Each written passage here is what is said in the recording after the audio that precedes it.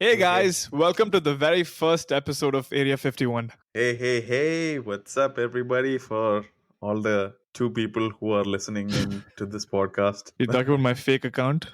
and my mom. Well, my name is Rahul, And I am Sanjay, and we are going to be your hosts for today. and hopefully the foreseeable future as well. Rahul, we're not going anywhere with this. It's just us. We don't have money.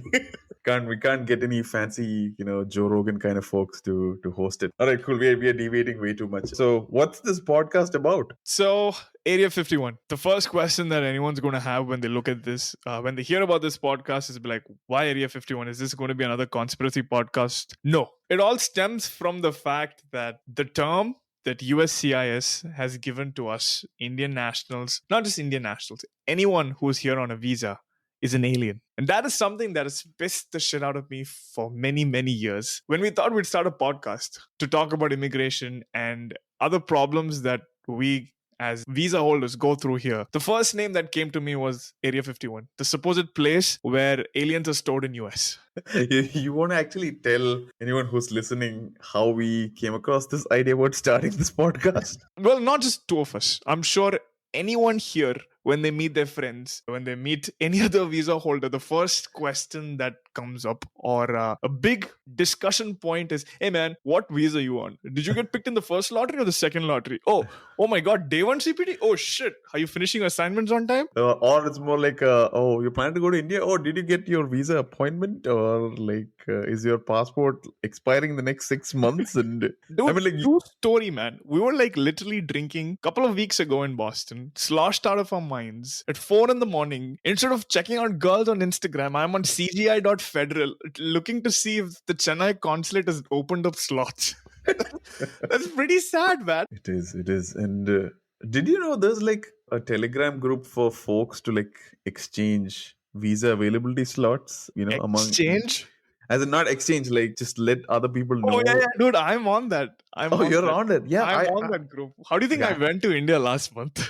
Oh my god. Yeah, I saw the group and I've seen like there's like 78,000 folks on it. All for a visa slot. Yeah. But it was worth it actually going to India after 5 years. Oh yeah, definitely. But you didn't bring back any cool snacks, so I'm not too happy with you. The visa officer who let me in was very happy I didn't bring any snacks, and I think his happiness was what that mattered. It's more important than yours. You got any snacks? I was like, no. Then he paused and he looked at me again. He sized me up and down. He's like, no semi-liquid meats or pickles or anything like that. He actually said the word pickles. Oh wow. And I was like, no. And then he just looked at me, just incredulous. It's like, and then he's like, the fuck, you went to India and you came back without anything to eat, you loser. He's just like, okay, granted. It's almost like he was expecting you to commit a crime, isn't it? Speaking of crimes, what is our... What a segue, man.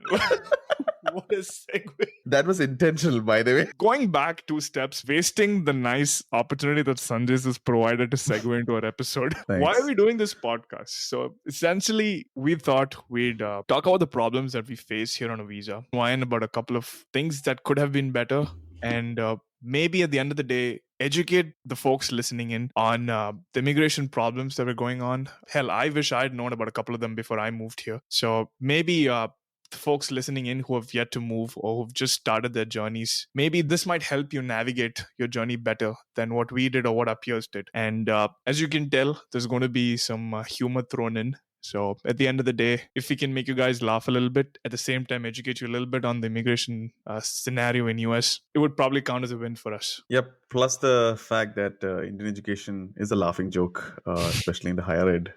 This is pretty much our continuation of that theme for the rest of our lives.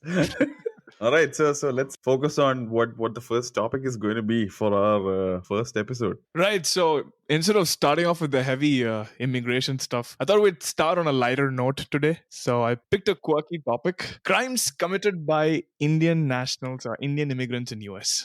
Amazing. And for those of you listening, it's not that we took a deep dive into understanding why all of this happens. It's just a growth hack because true crime podcasts seem to be the most heard podcasts on Apple and Spotify. And we just figured, like, can we combine immigration and crime together? It's like, oh, let's do this. There's no better example of jumping on a bandwagon than what we're doing right now.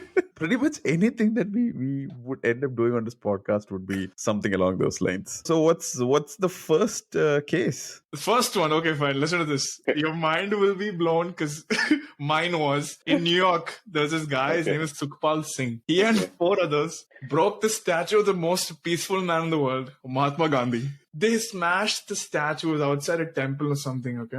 And they spray painted 2 words on the rubble. And the first word is kutta. Okay, that's the Hindi word for dog. Yeah, so you want to guess what the second word is? Gandhi? No, dog. What?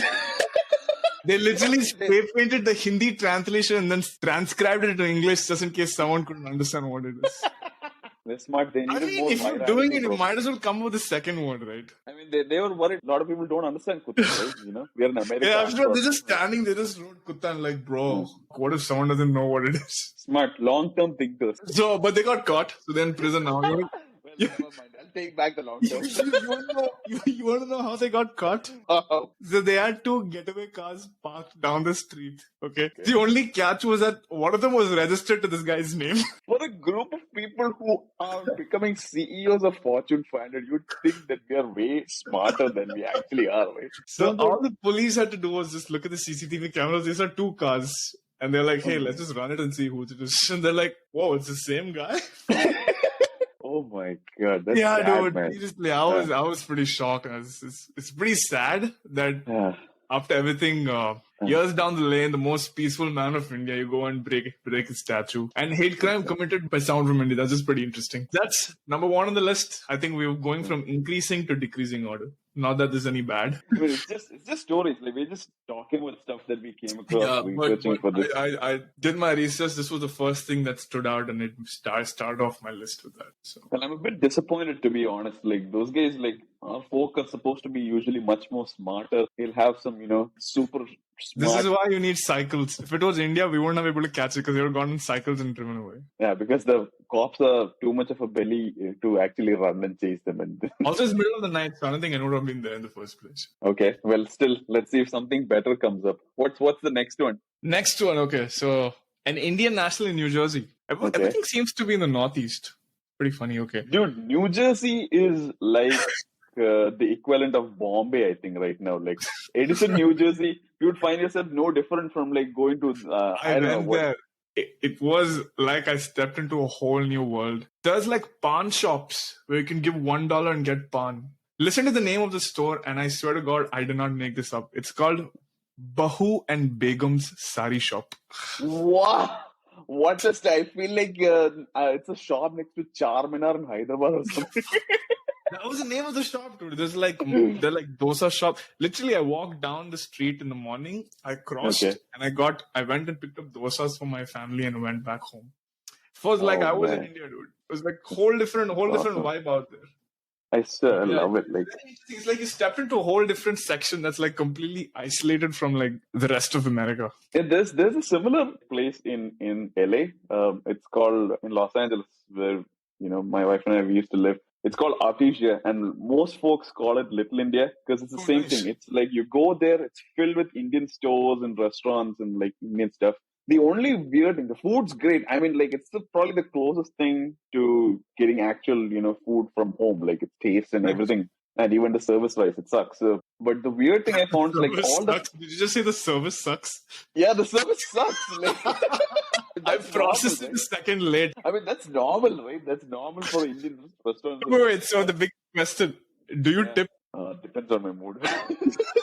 Dude, I went to India, right, last month. The bill was like some 2,000 rupees. Okay, and I was like, okay, fine, 10-15%. And I matched that like at here. Oh my God. My dad is like, are you crazy? Just take it back. And he put a 20 rupee note there. I was like, what the? Dude, you've become too American, bro. I swear. Living here in the US for all this time. But, dude, we spent like some 2,000, 3,000 rupees, dude. The look, 1%. the look of absolute astoundment. Like, I'm like gone off my rockers or something. It's like, are you crazy? And 20 rupees and put it there. And the waiter's really happy. I was like, damn. That's just crazy. Oh, shit. But yeah, no, that's how things are back home. It's funny. I saw a TikTok video recently about one Asian guy talking about when you're going to like Chinese restaurants, always look for the ones that have like 3.5 stars on Yelp. Like, just about the food will be awesome. It's because all the white people give reviews. The food's great, but the service sucked. The waiter didn't come to me and offer me, sparkling water. Those folks are like, you're getting the food. That itself is a big deal. But Chinese restaurants, they don't care about this tip, dude. Holy shit. If you don't match what they do, they'll come there, they'll stand there like, match what we want. That happened to us actually when we. It happened to me too. It happened to me too once. It was a group of, I think, 5 or 6. Okay. They list, right, 15%. They calculate Yeah. keep it there. Yeah. So I picked the bare one, which is like probably 15 or something. And then they're Okay. like, 5 people, is that all you want to give? So many we had, this, blah, blah, blah. And I was like, whoa.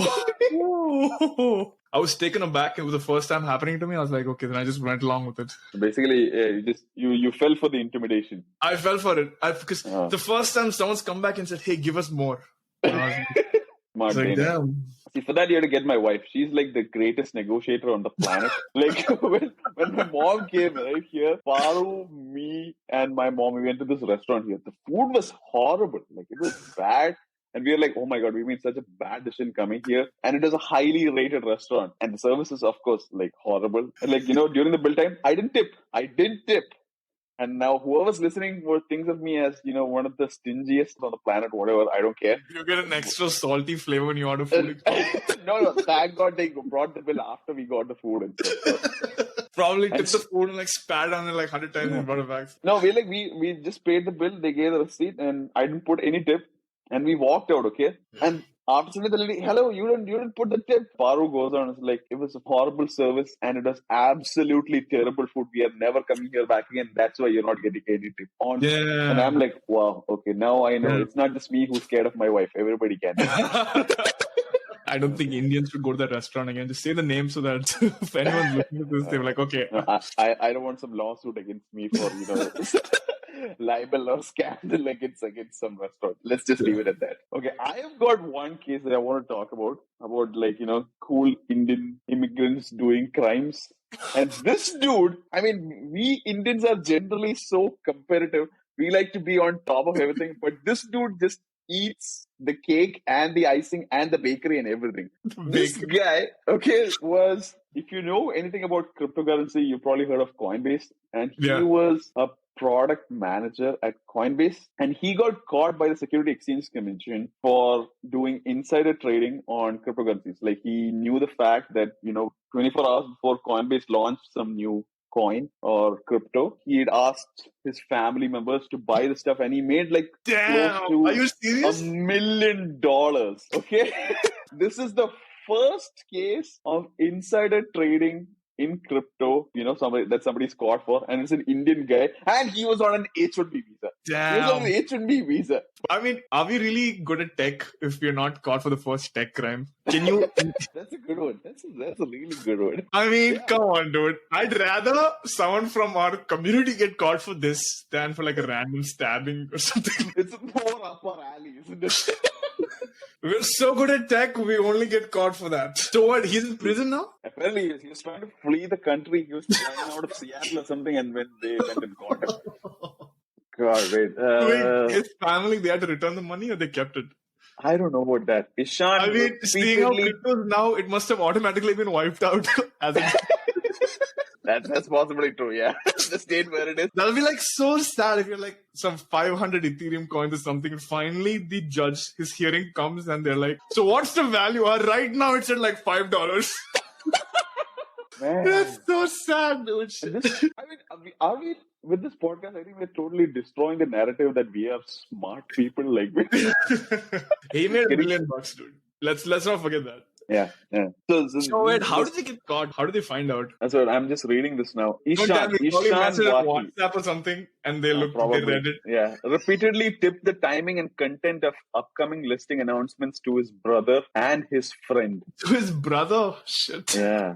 I mean, brother still understand. Friend, like Indians, we hate each other, man. We'd never let each other get rich off of each other. It's like, oh, dude, how much are you making? 100K? Oh, I make 120K and I have a Lamborghini. If I had an insider tip on Ethereum, I'd text you first.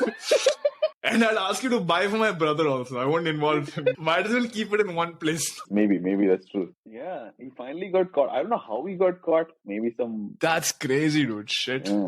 So there's ahead of these announcements, which usually resulted in an increase in the assets prices, Nikhil, Wahi and Ramani allegedly purchased at least 25 crypto assets, at least 9 of which were securities, and then typically sold them shortly after the announcements for a profit. The long-running insider trading scheme generated illicit profits totaling more than $1.1 million. Damn, bro. That's crazy. Well, clearly he had money because I just looked it up. They had to pay like a 1 million bond to be released on bail. And I think they met. Wow. Oh, okay. You know how they were caught? Jordan Fish, who hosts the Up Only podcast, tweeted shortly after that he found an ETH Ethereum address, a wallet address that apparently purchased hundreds of thousands of dollars of tokens, of the tokens listed in the report ahead of it being published. Oh, okay. He found that after all that happened. Okay. Not, oh, well, yeah, you can track the ledger, right? To see. Yeah. You can find out who's bought what. And I mean, this dude did that for a living. He was a product man, so he obviously understood crypto. Yeah, right. I mean, the whole USP is that it's so visible out there and it's like decentralized and you can keep track of it. And then he got caught because of it. Goes back to this whole thing. Like, we are not so smart as we think we are. That's too bad. But yeah, at least the first big crime on an H-1B, at least that we know of. And also the first ever insider trading case on crypto by an Indian. Yeah, baby. Yeah. We are there. We are out there. Woo. Hey, you know what we should do? At the end of it, we should give like rankings to these guys. Yeah, we should. Like, who came first, second, or third. How do you rank something like that? Like, what are the, the criteria for by it? Pure awesomeness. Wow, that's so succinct, bro. See, when you hear it, you're like, whoa, impressed. Coming to that, like, is it legal to trade on crypto when you're on H-1B? Yeah, right? Yeah. So they haven't really introduced that yet. I think for stocks, day trading, you can do swing trading. You can't do day trading. So basically, if I buy a stock today, I have to wait for 1 day. No, I can make like two day trades per week. Robinhood, 2 day trades per 72 hours or something like that, right? I think it's a week, and then they have a cool down period where it resets and you can start again. But so the best thing to do is so that means you can buy and sell stocks and you can. The best thing is swing though. On an H-1B visa. Yeah, the actual term is swing. You buy it, hold it for 1 day, and you sell it. You can do that. That's allowed. Okay. And for a day, you need to have a PR. Also, $25,000 in your bank account, I think, for you to be qualified to do day trading. Yeah, for day trading, you need like 25K. Particularly, Robinhood and all, they have 25K. I don't know about like Schwab and other stuff, but yeah. So you can technically own and play with stocks while you're on a work visa. You can, and that day trading limit has not been implemented in crypto yet. Yeah, okay. So I can literally sell a coin like 100 times a day. That would have actually been a good hedge in the last couple of years for somebody who knew about. I mean, that dude was smart. It's been swinging up and down like a crazy seesaw. You can see, even if you had some money, timing it right and selling it this thing, you would have actually come up with a couple of grand. That'll be cool. I did try my luck during this whole 2020-21 thing. I just lost a ton of money. That's all that happened. And my biggest thing was the Dogecoin. I bought a shit ton. It went up. I made like a grand, and I thought I was being smart, and I pulled out. And then you don't pull out too soon. Pull out game. That thing went up to like some 200K, dude. What I mind this thing. God. Just waited for like 2 weeks, or I think it was 1 week. I just made $1,000. I was so happy that I just took it out. Keeping myself ever since. So. Short-term thinking. Think like Parag Agarwal or Sundar. I think that's what makes them CEOs. Although my everyone else who waited too long, they lost money. So it's just people like me. God had its run, but I put like I think $2,000 or something. With that's a good amount, dude. Back then. Yeah, it's a good amount, but then I made like 3,500 or something out of it, and I was like, this is too crazy. I'm getting out. and then it went up to like crazy. Yeah, it went. It crazy shot amounts. up. It went from like couple of cents to like 0.7, 0.8. Oh well, let's not talk about stupidity that I've committed in the past. Yeah, we are Let's talking about talk other people's Indians' stupidity, not us. Yeah, let's talk about other people's stupidity. Okay, speaking of which, what are the next crimes? What are the other things on your list? Well, there is one where this guy tried to screw around all the old people. Oh wow! I mean, Ashish Bajaj of India. okay. So this dude did this from India, like the whole call No. scam Again, thing? no, New Jersey, dude. This is what I Damn. started with. I think we digressed and went somewhere else. So this dude, right? He was arrested for a $2.3 million scheme where he was trying to con old people. Oh my god! What was he trying to con them with? So he tried to be very smart. He and his team pretended to be like bank employees who were going to help the people catch fraudsters. Who were going to help people catch the scamsters, and then they took the personal information from them, and then they started siphoning away money. Oh my god! It went on for a bit, and they made some money before. I think somewhere around mid 2020 to 2021, they got at least $2.3 million. Okay, this dude beat the Coinbase PM guy, man. He beat the Coinbase guy. He beat the Coinbase guy. Damn. I mean, the Gandhi statue dudes, like I think they are third place right now because they're making money out of it, and they got caught pretty soon. Gandhiji upstairs, I mean, looking down is like, after everything I've done for the country. It's like, after everything, these two can't even give the guy who tore my statue down first. Gandhi's rolling in his grave or cremation ground over. Yeah, see, but yeah, dude. So looking at the time, 2020, right? So it's peak COVID. Everyone's already paranoid. They're stuck at home, isolated. And then this guy and his team of people, they cashed in on that, and they got like almost $2.3 million out of them before they were caught. And now I think they're in prison, if I'm not wrong. Okay. That's crazy, man. Oh, dude, look at this. The penalty for this. The maximum penalty for wire fraud is 20 years in prison. I mean, think about it. If he is on an H-1B, yeah, I was just going to say that. Years, he comes out with a green card. I was just going to say that. I was like, him coming out and me getting my green card if I apply now is pretty much the same time. Maybe he had a double agenda motive around it. And I think I have to respect one thing. That's a genius stroke, man. He won't be deported now for like 20 years, right? Maybe don't withdraw my H-1B profile yet. Let it be there. It doesn't say what visa is on. They're calling him an Indian national, so I'm guessing he must be on one of those permanent resident or work visa. Oh my god! I mean, but just think about this guy. Like in India, right? In our culture, we love to respect elders people to a fault. So we love to respect old brown people. Yeah, but if they come in America, it's a different story. Yeah, screw old white people. We can scam It's them. actually a big thing, dude. My colleague called me the other day. His mom is like 85 or 86, Italian. Oh, wow. Okay. He got a call saying that her son is in the hospital and needs immediate money to be like treated and stuff. Luckily, she didn't fall for it, and she called him and his sister and then sorted. But it's happening. Yeah. It's sad because when you're that old, right? You're not going to think so much. You just instinctively panic. Yeah, exactly. And like a relative of mine, an uncle who's pretty old as well. He was telling the same thing. So he and his wife, they live by themselves, and they always leave their landlines voicemail on. They never answer the phone. Oh shit! And the idea being is that whoever is important enough, they will leave a voicemail with which they can figure out if it's actually real or not. Wow. And it's crazy, right? Like you have to come to this point. And the crazy thing is, this all started because of Narayana Murthy. Oh shit! Yeah, because he started Infosys and all this call center shit, all that HCL pieces. My God, poor guy. Those Let's just say Rishi Sunak while you're at it. Dude, it happened to, forget old people, man. It happened to a friend in when I was in uni, okay?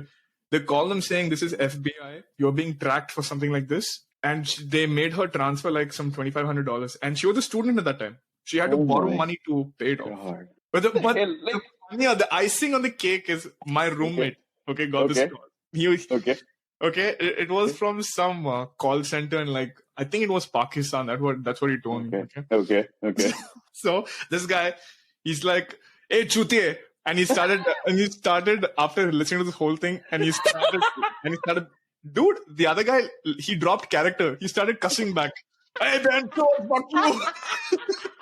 That's, if you're suspicious, the litmus test is say Bancho to Chuti or something like that. No Indian on the other end, or forget, no one from that region, India, Pakistan, anywhere, they can stay quietly in character without responding back. And he put on speaker, dude. It went on for like 20 minutes. He's just cussing back and forth. God, we should teach Americans chutia. Like, especially old Americans. Just tell, like, it's like a secret code word. If somebody tells you, just say, "Hey, chutia," and when he starts responding back, it's like, "Oh, sorry, bro." Oh shit, dude. This is on this is one of these reels in TikTok or Facebook or something on Instagram. Okay. There's a guy in Canada is going. I think it's in Canada, going on and asking, say one thing in your language. But don't tell me what's the meaning. Okay. So this guy is like, "You're a chutia," and he just walked away. And this other dude's like, "Chutia? Nice. I wonder what that means. I'll find out in the comments." Well, he's totally defined himself there. One Indian guy did not bat an eyelid. Did not bat an eyelid. Just said it with a big grin on his face, said bye, and he left. That's actually a lot of conversation. We ended up talking a lot more than we should have, and we probably need to split this into 2 episodes. Crazy, dude. When I was writing down the points, I was like, will we have enough to do at least one episode? Exactly, right? I mean, that's beside the fact that we just love talking about each other. Half the conversation is probably that. And yeah, if any of the 2 or 3 subscribers who are listening right now, if we'd love your feedback, please tell us to shut up about ourselves and actually get something useful. We will absolutely take that into consideration. The first iteration of this episode, in fact, had a lot of laughter and a lot more cuss words, but our better halves gave us pretty good feedback about the fact that please cut it down because you are being like a bunch of 15-year-olds. And so we are trying to be a little bit more professional about it. Hopefully in the next few episodes you would see that difference. If not, please do let us know. Right. Also want to give my brother a shout out. Rajiv, he did a great job creating the intro and the exit music. Yep. So super talented dude. Thanks for creating this for us. And we're going to make sure that now that we know, we're going to make sure that we call upon your talents a lot more.